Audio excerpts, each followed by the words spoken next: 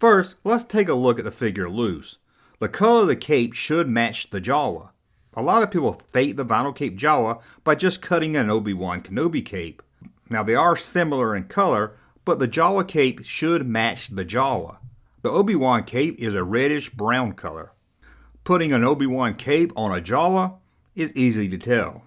Now there was a vinyl cape Jawa release in Australia with a darker color cape. However, here we're just talking about the US release.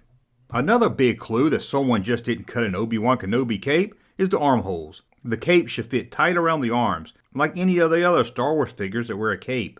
If someone's using a cut Obi-Wan Kenobi cape, it will be loose around the Jawa's arm due to the small Jawa arms. A real vinyl cape Jawa has smaller holes to fit tightly around the arm. As for the cape itself, it will be just as thick as an Obi-Wan Kenobi cape and feel the same. Many fakes, not made from just cutting an Obi-Wan Kenobi cape, are made out of a slightly different material. A lot of these capes are stiffer and thicker than a real vinyl cape. The outside of a real vinyl cape will be very smooth, but look on the inside and you'll see a very faint crosshatch pattern. If you're able to hold the figure, a good way to test for this is to slide your fingernail up and down the cape and you should feel the grain of the pattern. If you do, most likely it's real, as this pattern is very hard to fake. Another key thing to look for is the length of the cape. If it goes past the Jawa's feet, or even right to the bottom of the feet, it's fake. Or it could be even cut too high. A real vinyl cape will be about half an inch from his feet. Now let's look at the carded figure. First up, all vinyl cape Jawas were on a 12-back card. If the back of the card doesn't look like this, it's a fake. And again, we're talking about all Kenner US release cards. The most easiest thing to tell is to look at the bubble. The vinyl cape Jawa has a different bubble than the cloth cape Jawa. The bubble on the vinyl cape Jawa is thin and flat.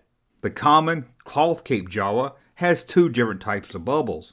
One is very similar to the vinyl cape bubble, but it sinks in. But the vinyl cape bubble is smooth.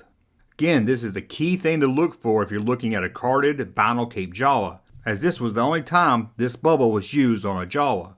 Well, that's a look at some things you can look for if you find a vinyl cape Jawa.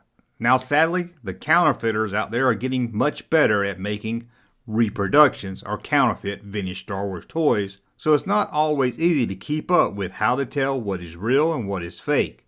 One of the best things to do is get as many photos as you can, join one of the Star Wars Vintage Collector news groups, and get other people's opinion. But at least there you'll get more than just one opinion before you lay down a lot of cash for a vinyl cape Jawa.